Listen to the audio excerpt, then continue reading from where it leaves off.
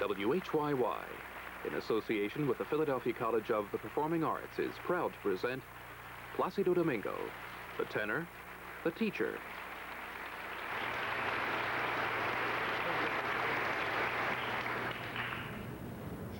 Good morning to all of you. Thank you very much. And first of all, I want to tell you how happy and how honored I feel that the Philadelphia College of Performing Arts is giving this honor to me.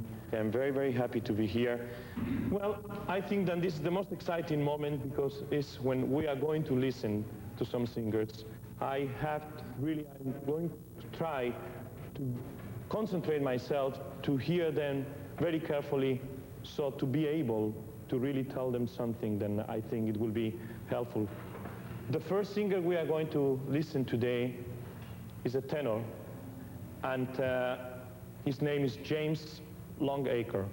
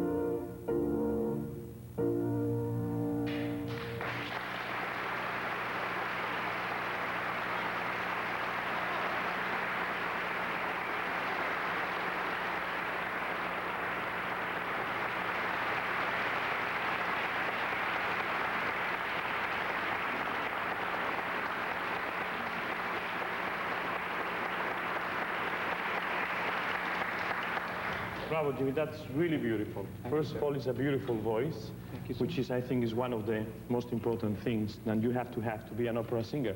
One thing that I can detect right in the beginning, let me tell you, that's something that I very rarely heard, because this aria, it could be very easily confused. This aria, because of the somehow melancholic introduction with the bassoon, is very easily confused into a sad aria, you know? Many people think that it's a sad aria, and it's not a sad. It's a very happy aria, because finally he is having the love of the girl that he loves. And it's so much, you know, you start to hear him sort of,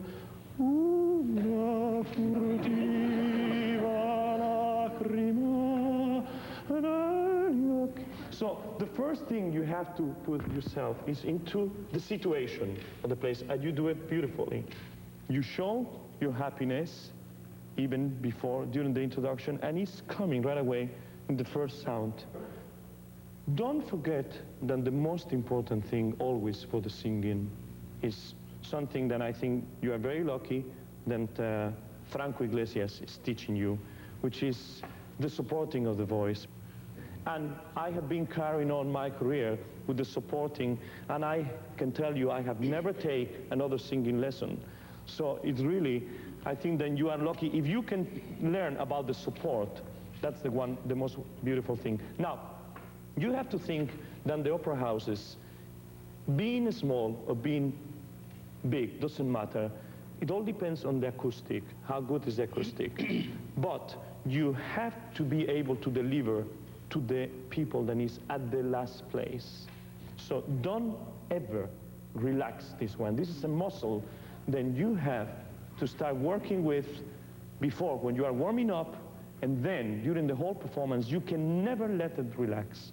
You can never forget about that. That's the most important thing, the breathing. At least it has been for me, and I think that most of the singers can tell you the same. Then, now, could you please, Gina, go to the place when he said, I palpiti sentir, confondere I miei coi sospiri. Okay. Okay.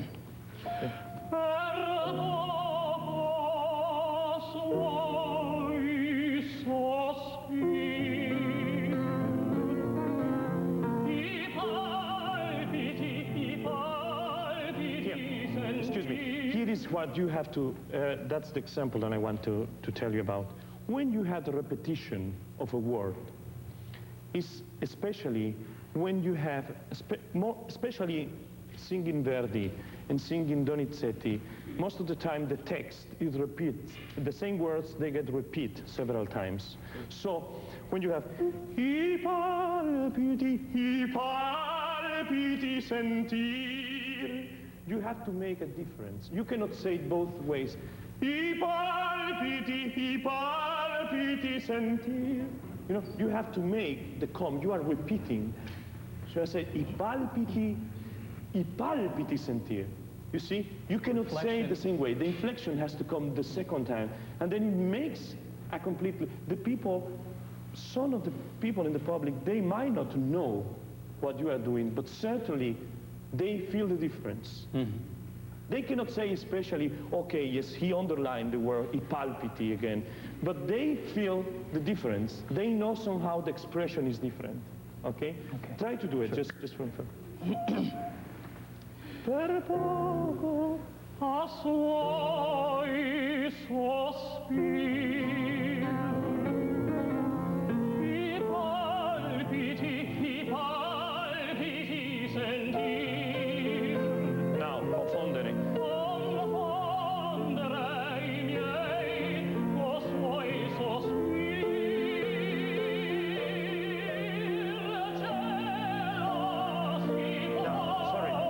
In this phrase, when you are holding the F, confondere I miei coi suoi sospiri, cielo. When it's coming the word cello,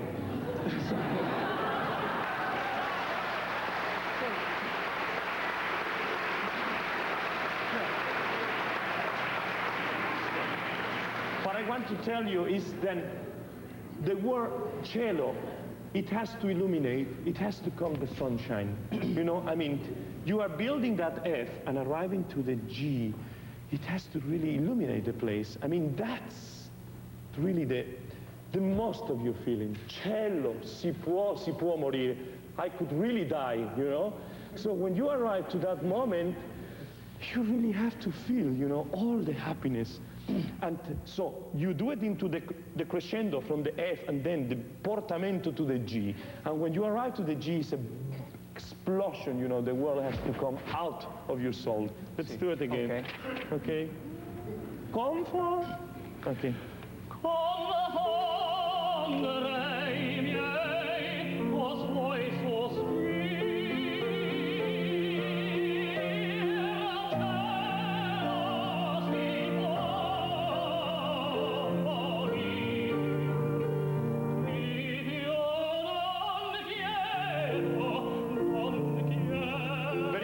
So you are understanding that di più non chiedo. Again you repeat non chiedo. Do it.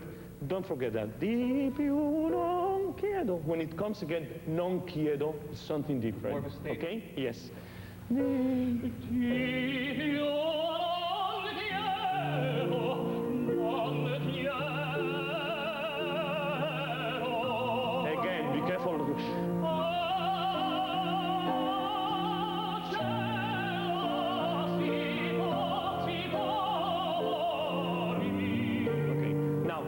Just be careful. One of the most important things for me is the way you deliver the text. The text, however, even if some people might not understand what you are saying because we sing in Italian, in French, in German, in Russian, whatever, but you have to feel that some people is in the whole, they really understand what you are saying. And also, then you have to be so clear that the people that doesn't understand, they really do it because you are saying the text right. So don't never underestimate the text. Every word has the importance. So just take it from that and I let you finish the aria. It's beautiful. Di più non chiedo, non chiedo.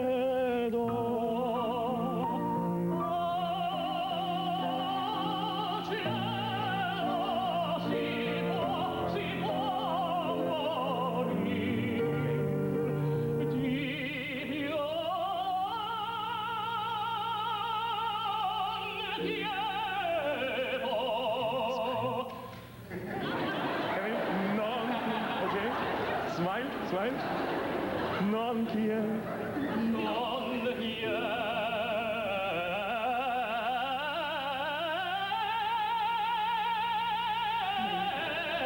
Beautiful. Si può morire, si morire.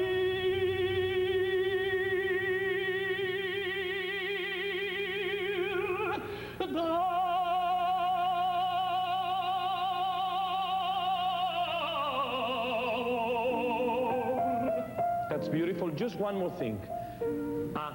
I'm sorry if I am not brief, you know, again, forgive me.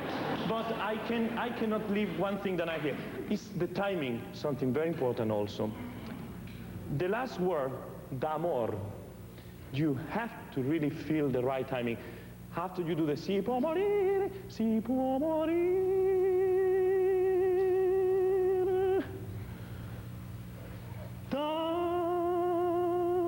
You know, don't attack too quick, you know. Use the timing. You know, it's very important, the timing. So when you finish the last, take the last G flat. Si morire, si morire.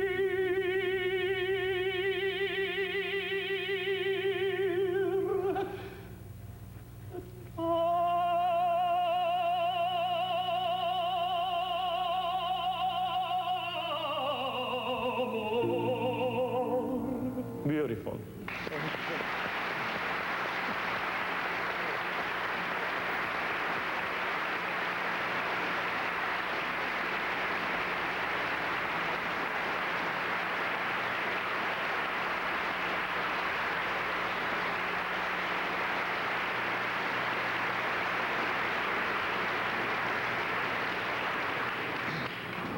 Okay, now the second singer, we are going to hear soprano Cecilia Dempsey. So, Cecilia.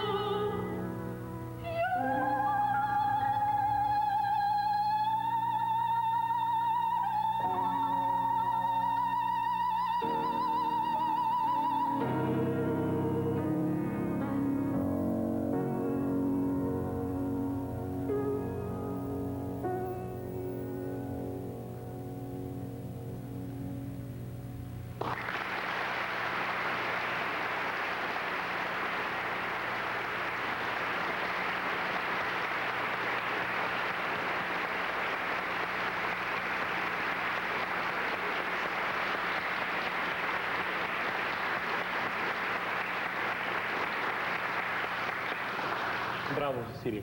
Beautiful sound. Very, very beautiful.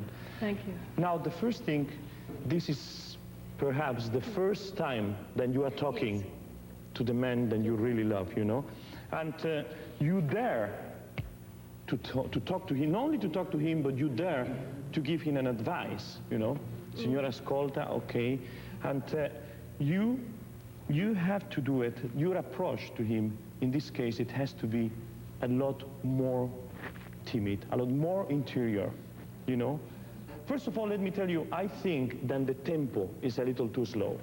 Okay. It's a little too slow. Okay. In the very beginning, you know, I think for the phrasing, it could go, Signore, ascolta, Signore, ascolta. All this Puccini music is really, the rubato line is in every other bar, and you have to feel it. You have to go with the text. You have to say the text. You have the same thing that I was saying before. to the tenor is that you have to be able to underline something when you repeat it. This is really very, very important, and you have it there. When you repeat the word I may, can we just do it?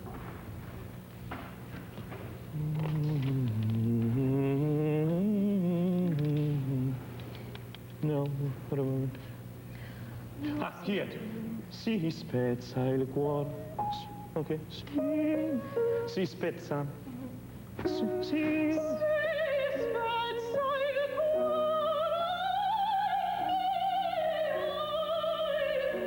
You see, you really have to break there. You really have to break. Even if you don't break the sound, it's a comma, and you repeat the note, the sentence. Si spezza sorry, you have to separate the two words, really. Yeah. But because really you make emphasis the second time. The first time you just say it, and the second time you make it stronger, the point. Now, col tuo nome nell'anima, there is a big difference with the name, for the next phrase. Col tuo nome nell'anima, col nome tuo sulle labbra. You know? So the first one, it is, I mean, you are being very there. You really are daring there. The first one, you are talking about the soul, and the second one, you're talking about the lips. And it has to be a certain, you have to be almost sorry you say it, you know? So you are going to say it, but the first one you say, col tuo nome nell'anima, col nome tuo sulle labbra, ma se il tuo destino domani sarà di. Then you have to continue because you realize then you are going too far saying. So you have to change, and you have to change the tempo in a way, you know, that rubato. Now, just be careful with the legato line because your voice is so rich and so beautiful and full, really, that when you make the legato line, just be careful that you don't tend to do this. Ma se il tuo destino, ahimè, sarà veci. You know what I mean? I am exaggerating a little bit, but you have to be able to have the line of the legato. You have to go from one note to the other one without chopping a little bit the sound, which is already full, so you just have to make the right legato there. Can we do maybe from here? Noi morrem su. Okay. Okay. Try it again. Noi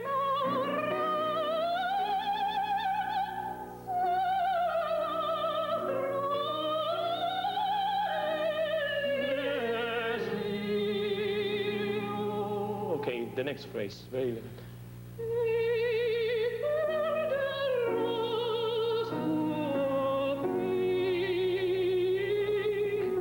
Just be careful. Be careful with the R's. Ei perderà. Ei perderà. Don't say ei perderà. Don't make a R. The R sound has to be very light there. Repeat it again.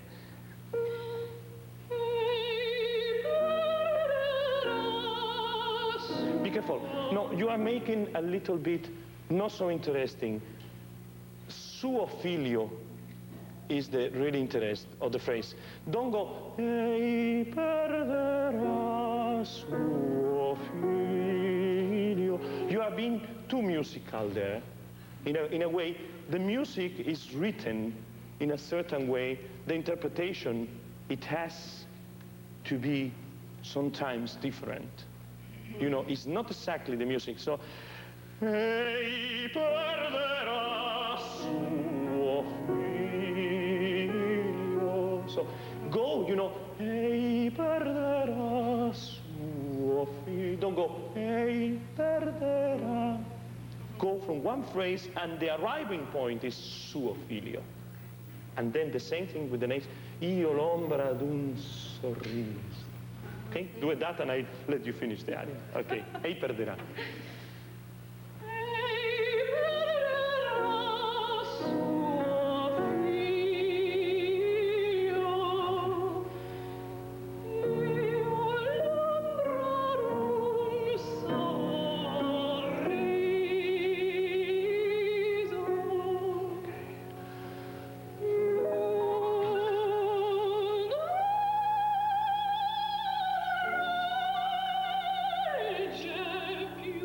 Okay.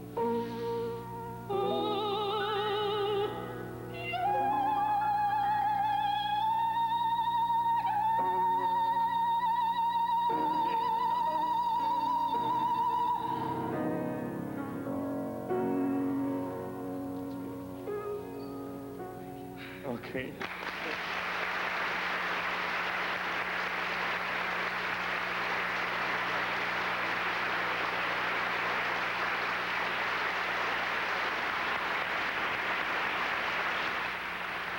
Luciano Pavarotti's master classes at the Juilliard Opera School, Monday nights at 10:30 here on 13.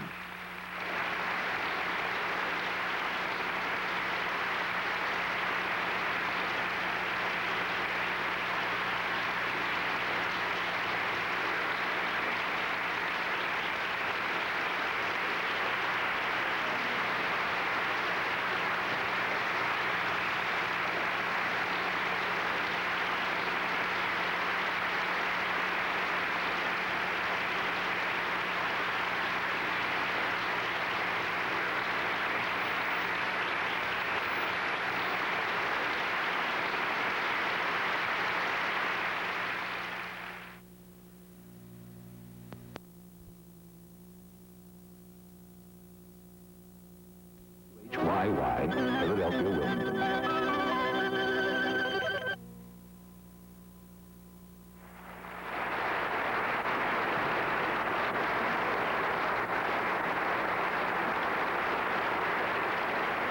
WHYY, in association with the Philadelphia College of the Performing Arts, is proud to present Placido Domingo, a master class.